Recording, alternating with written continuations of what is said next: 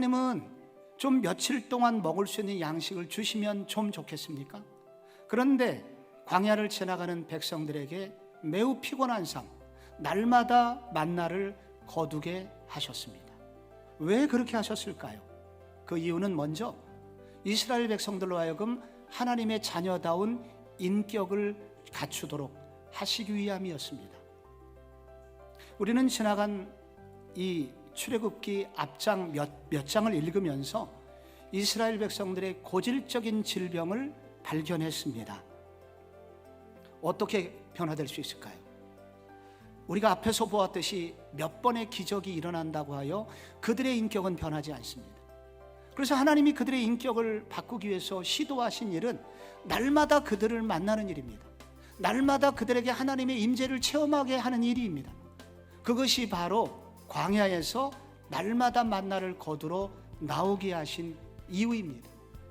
우리의 인격은 결코 한두 번의 기적으로 기도 응답 받았다고 해서 결코 달라지는 것이 아니라, 우리가 달라지려면 오직 주님의 은혜를 사모하고 주님의 임재를 사모하며 날마다 그분을 만나고자 할 때, 새벽마다 아침마다 주님을 만나는 그 사람들을 하나님은 하나님을 닮게 만들어 주신다는 것입니다.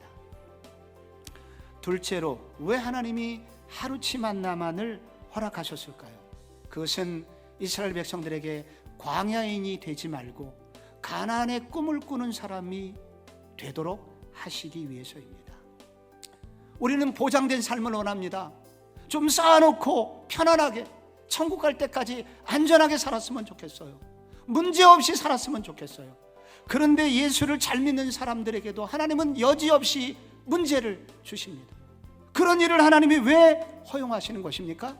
오늘 성경은 말하기를 광야에 적용하지 못하게 하시기 위함이라는 것입니다. 광야인이 되지 말고 베두인 족속으로 끝나지 말고 하나님의 꿈을 이루는 거룩한 백성, 천국 백성, 그리고 하나님의 뜻을 이루는 축복의 통로로 쓰임받아라. 광야에서 끝나는 인생이 아니라 그거와 비견할 수 없는 보다 더 가치 있는 인생, 그것이 내가 너희를 향한 꿈이다 라고 말씀하고 계시다는 것입니다. 이제 살만해요, 나는 이제 기도 안 해도 돼요, 이렇게 끝내는 인생이 아니라 끊임없이 하나님을 의지하고 광야인이 아니라 가나안의 꿈을 가지고 펄떡이는 인생이 되도록 하나님이 도전하고 계시다고 하는 것입니다. 여러분, 하루치 만나를 허락하시는 마지막 이유는 내 인생을 결국 책임지시는 분이 하나님이심을 알려주시기 위해서입니다. 신기한 게 한 가지 있어요. 5일 동안은 계속 그 양식을 이틀치 거두면 썩었는데 6째 날에는 하나님께서 이틀분 양식을 거두라고 하셨습니다. 그리고 그날 양식만큼은 썩지를 않았습니다. 안식일. 그래서 7째 되는 그날만큼은 그들은 일을 하지 않고 쉼을 얻었습니다. 그리고 쉼이 있었기 때문에 그들은 그 만나를 먹으면서 하나님을 생각했습니다. 바로 그것이 예배입니다. 그 예배를 드리면서 그들은 하나님을 생각하고 하나님을 높였던 것입니다. 오늘 우리는 예배를 드리고 있습니다. 예배는 무엇인가? 그것은 내 인생의 주인은 하나님이십니다라고 선포하는 시간입니다. 내가 나를 살리는 것이 아니라 하나님이 나의 가정을 먹여 살리는 것입니다 라고 신앙 고백하는 시간, 그것이 바로 예배라고 말씀하고 계신 것입니다. 너희들을 책임지는 자가 누구냐? 하나님은 묻고 계십니다. 하루치 만나를 거두라고 하시면서 하나님 우리에게 무엇을 말씀하십니까?